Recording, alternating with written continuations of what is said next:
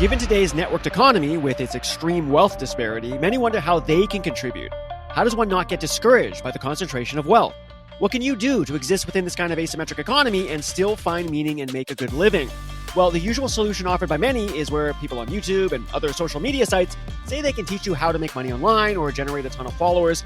I argue that these kind of methods are more akin to get-rich-quick schemes because they fail to acknowledge that asymmetric network properties guarantee that only a few nodes will have the overwhelming number of links, and therefore wealth. I argue that rather than following someone else's so-called recipe for success, you should learn to create and scale value for others by focusing on building things you find fascinating. By doing so, you can attract a decent number of links to your node, creating real value for others and enriching your own life, all the while operating within an asymmetric, rich-get-richer network. This is the non-trivial bonus talk for wealth, the middle class, and the shape of networks.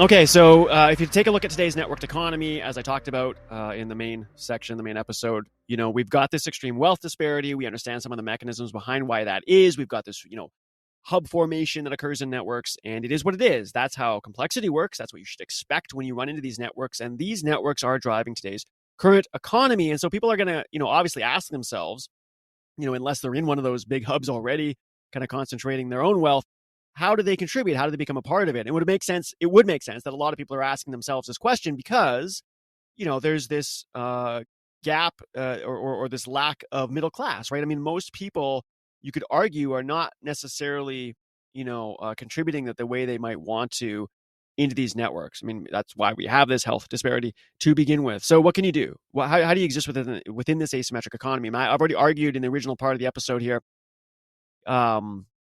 that you should expect this disparity, that you should expect this kind of network topology. And I don't think the solution is going to be, to separate the notion of wealth from that topology. I think you got to keep them bound to each other. I think the network topology is what it is, and it does reflect wealth. But that's not to say that you can't kind of defatten or kind of de-skew some of that curve. And so how do you do that? I mean, we talked about putting maybe, some kind of antitrust stuff in place, maybe some constraints, whether that's by the government or something else that puts a cap on how big organizations can get, but rather than just kind of wait around for that to maybe happen, what can you do as an individual? And that's what I want to talk about in this bonus talk, in this bonus section for this episode. How does one kind of come into that? Well, the usual solution is, I would say, is kind of what you see a lot online now, is that people are trying to get people up to speed on how to get online and make money online, essentially, right? And this makes sense. I mean, again, if a lot of the economy is being driven by these networks that exist online, how do you contribute to that? Well, you should find out how to make money online, I guess. Whether that is kind of a side job, and maybe that over time that makes more money, and maybe that becomes your full-time job, who knows? But you see a lot of this kind of popping up in advertisements, these kind of YouTube videos or things on Twitter, and I'm sure Facebook/Meta has it as well, where people are coming on saying, maybe they will teach you how to make money on Amazon, right? You can kind of become this reseller and you can jump onto Amazon, and they're saying, well, look, I do it. Here's how many thousands of dollars I make a month, and you can do that too. And it's the internet, and this is the way things work. And so if you just do what I do, you can do the same thing. Another example might be what you see on Twitter. It's good to have a lot of connections, a lot of links to yourself, right? So that would be a lot of followers on Twitter. So people have done that. They have these big followers, and then they kind of promote themselves by saying, hey, I can teach you to do what I do. I can get you a lot of followers online and stuff like this. Well, this is all kind of red flaggy, right? And the reason is because we understand that as a property of these networks, we should expect there to be a concentration of wealth. And that's the same thing as saying that only a few people, percentage-wise, compared to everybody else, are going to have the overwhelming number of links to themselves. So if someone comes along and says, well, I can I can make you a big node, basically, right? Like if you just do what I did, you can have be a node in that network that has a lot of links for yourself.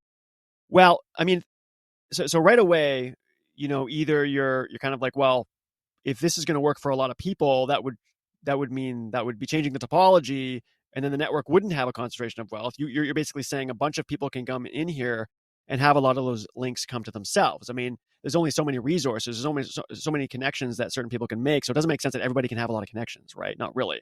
But let's say you argue that, no, maybe there is kind of a network like that where, an overwhelming number of people can have that.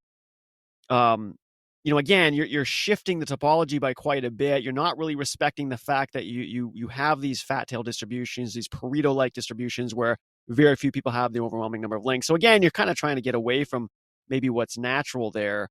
But I think the real argument that kind of goes against what I think is akin to a rich get richer scheme really is that there's no reason you should believe that you can achieve what someone else did by following what they did.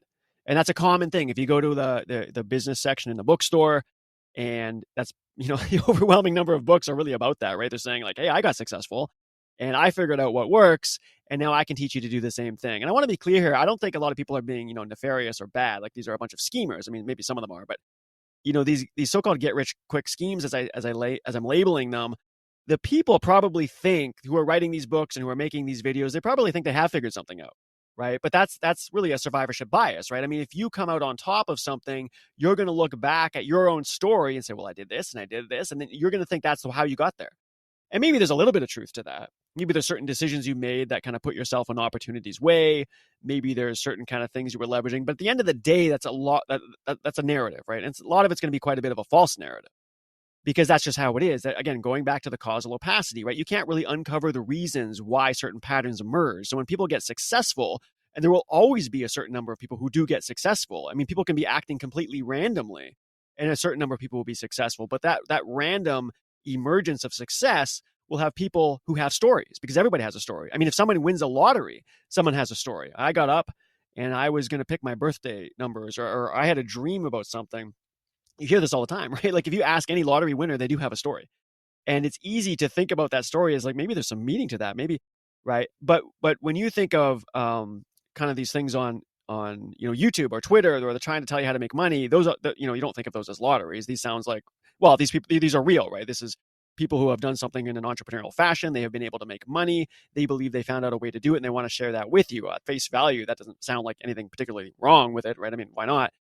But it's pretty akin to the lottery scenario. I mean, at the end of the day, people can be doing whatever, and to try to uncover the reasons why certain people get successful and why they don't is kind of foolhardy. And I think you're not respecting the causal opacity.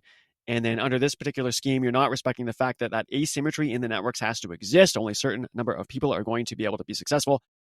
And remember when I was talking about, number of episodes, multiple realizability, I bring up a lot as this kind of property of complex systems. Well, definitely this property.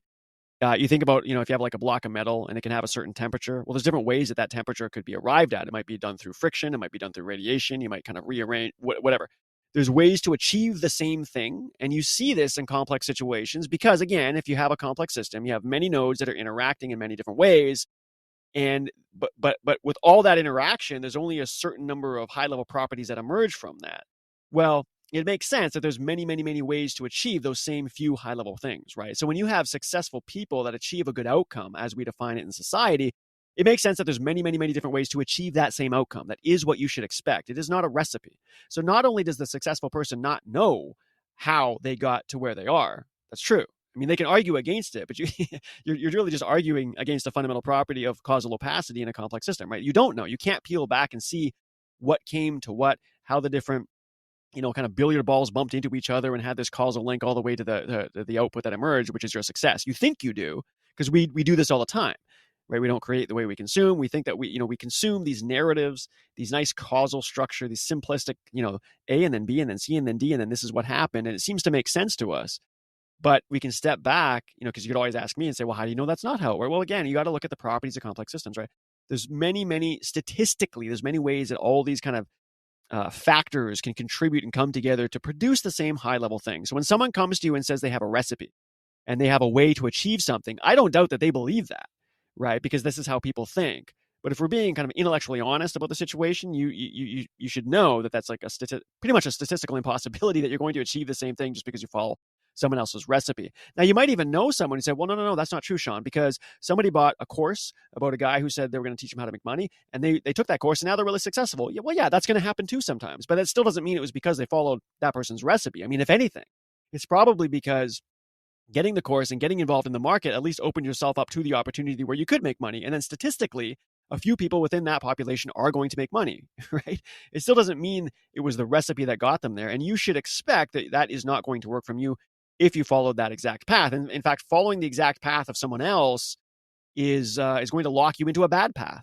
because paths themselves don't really exist. These are not paths. It's a swirling world of variation and factors that come together, and amidst that emerges properties that we are associating with success. So when you see things like that online where people are, do what I do, and that can make you money. And when you see it like in the stock, for things related to stocks, like, hey, I can tell you what stocks to buy, and if you do this kind of investment strategy, you're probably going to make money. Most of us already get that that's pretty schemy, right? We understand that there's a lot of randomness in the stock market. The odds of you being able, whether it's the efficient market hypothesis or whatever, that information is all available to all people all the time. So the idea that you're going to be able to tell me something that allows me to kind of asymmetrically come on top in the market is a little bit ridiculous. But when you hear something like, this is a system that can make you money online, that doesn't sound obviously like a scheme to a lot of people, because, well, it's entrepreneurial, it's a business. Businesses have systems, so why not? But again, it's really the same thing, right? If everyone was doing the system, everybody would be making money. There's no reason to expect that particular system is going to get that same output. In fact, you could achieve the same output as someone else by doing a completely different thing. And that's actually what you should expect statistically. If you think the swirling variation that makes up the complexity of a situation, your so-called quote unquote path is going to look very, very different. Nobody's stories are exactly the same. So this whole notion, whether it's the business section of a bookstore, somebody online trying to tell you how to, make a bunch of money every month, is kind of ridiculous on its face. And that's just being intellectually honest with how these systems work. So that's a problem. And I don't think that's the solution. So again, let's go back, right? I said that, given today's networked economy, you got this extreme wealth disparity. That can be pretty discouraging, pretty disheartening, because how are you supposed to contribute to that? And you do need to contribute to that, because that's these networks with these networks properties. We talked about the hub formation. We talked about Metcalfe's law. That is what's driving the economy. So you should probably plug into that if you want to be a part of it. But if you've got the extreme asymmetry, then what's the solution, and what are you going to do to make that possible? So the solutions, even though you have people who are probably mostly honest people just saying, look, I've been successful, I want to tell you how to do the same thing. I don't think they're necessarily trying to be schemy, but these aren't, the overwhelming number of people don't really understand how complex systems work. So they're not going to be thinking about the fact that, wait a second, I'm part of an asymmetry, and why should I expect someone else to do that? They're not thinking in terms of multiple realizability, of course, things like that. But hey, you are a listener of NonTrivial, so you are thinking about these things. So let's try to have a little more kind of maybe a smarter way to think about this. Well, I would argue that these get-rich-quick schemes, is what we'll call them, even though they don't look like schemes, they're not really going to work because of the properties of complexity, as we've discussed, right? And I would say that rather than following someone else's so-called recipe, you should learn to create and scale value for others by focusing on building things that you find fascinating. And if you do that, you can attract a decent number of links to your node. You can create really value. So I think it's like, you're looking at the network. You understand that certain links are going to attract more than others, and you need to try to become a part of that. But you're not going to do that by following someone else's recipe, right? Again, multiple realizability, survivorship bias, causal opacity. There's no reason to statistically, however you want to think about that, believe you're going to achieve those same kind of top level properties as someone else, those outputs as someone else, rather. Sorry, top level outputs, I should say, as someone else. Okay. But by understanding the properties of how networks work, that doesn't mean you can't contribute and find a way to maybe get more links to yourself in the network. So how might you do that? Well, I think it comes down to building. I think everybody needs to be building things, finding ways to create value for others and to scale that value for others. And that's a very kind of entrepreneurial spirit to take on. Now, that doesn't necessarily mean you need to start a company. For some people, that does mean starting a business, starting a company, maybe having employees or working through contractors. Maybe you have a specific product that you're creating. But it could be, woodworking. It could be podcasting. It could be putting articles together. It doesn't really matter. You just need to find a way to create. And why the reason I'm focusing on creating, on building, is because it's in contrast to this notion of kind of passive consumption. If we go back to kind of Jaron Lanier's solution where everybody should get paid for their data, and I'm kind of challenging that for a number of reasons. Go listen to the original part of the episode. But how do you tie the value back to someone, and what do you, is it even really valuable? It's kind of this passive notion of, hey, I'm on your network. I could be just a lazy sloth and just consuming passive information, and I'm still on your network. But hey, that's useful to you. Yeah, I guess, right? But why don't you actually create something? Why don't you try to build something? And I think this is, it doesn't matter, what domain you're in, where you live. what age group you're in, everybody can create. And I think it's natural to create. And I think it's if you really want to find your purpose in life and your passion, you're not going to find that unless you're building something. You have to build, you have to create something. You have to gather the resources around you and bring those together in a way that has not existed before. Okay. And by doing that, and this is this whole other conversation that, all the fundamental patterns that I talk about in NonTrivial, they are there in the act of building. They're not there because I'm reading a bunch of books. They're not there because, I understand a lot about science or I have a PhD. Yeah, I mean, those help me talk in maybe a more kind of scientific way, but those patterns are there in the act of building. For me, that's typically building software. I build software all the time. I create, I create applications, I create products, I'm building solutions for clients. I do that all the time, but it's the act of building that contains those fundamental patterns. If you go talk to an electrician, a woodworker, a painter, a sculptor, if you go talk to someone who, gives, talks or sermons or presentations, or it doesn't matter. If someone who is regularly building and creating things, I guarantee you they know these same patterns, but they don't use the same language because they're intuitive, they're baked in, they're timeless, they're profound, and they exist they emerge out of the act of building something. And when you constantly struggle through the act of creation, this is how these patterns emerge. Now, I can go read a bunch of books, but when I read these books, I'm just running into patterns that I know are already going to be there. It's interesting to me because I can see, oh, here's the pattern manifesting in this way.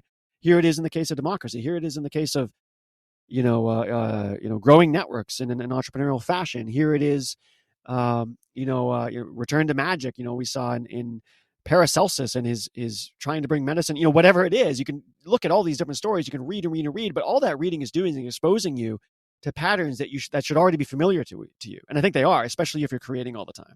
Okay.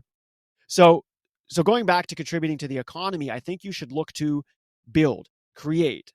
And that may make you money. It might not make you money. Remember when I talked in the Rich Don't Penny Pinch, rich doesn't have to mean money. It can just be enrich, right? To enrich your life with meaning, with fundamental patterns that you see repeat.